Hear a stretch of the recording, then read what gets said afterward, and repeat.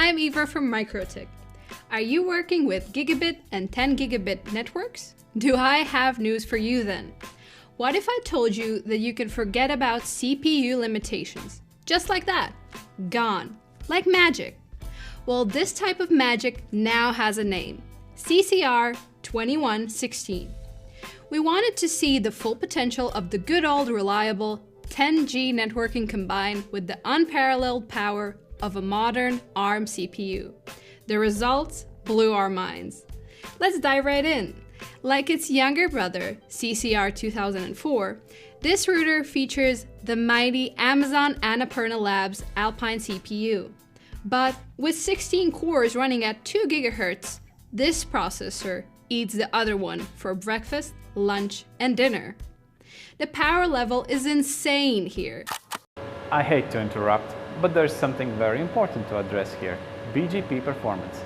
If we take a step back and look at the router OS version 6 and CCR1036, remember, they used to be top of the line. A hefty BGP table could take 3 minutes to load, but who has time for that? Life is too short to wait for BGP processing.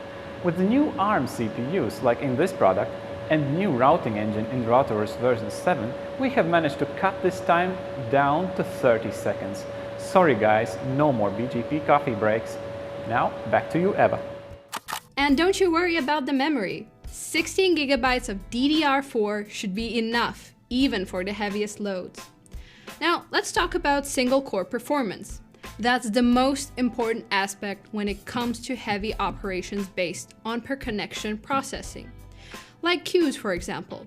So, the younger brother of this device had the best single core performance in the CCR family, remember?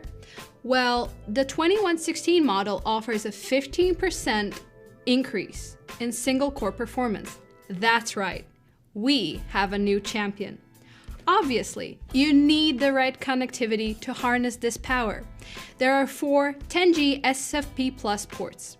They have a separate full duplex line connected to the Marvel Amethyst family switch chip.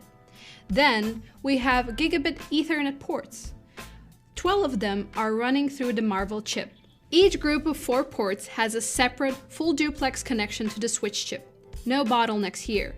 You can expect switch-like throughput in most setups. And there is another gigabit port connected directly to the CPU for management purposes. Speaking of the CPU, the new generation of processors is so good.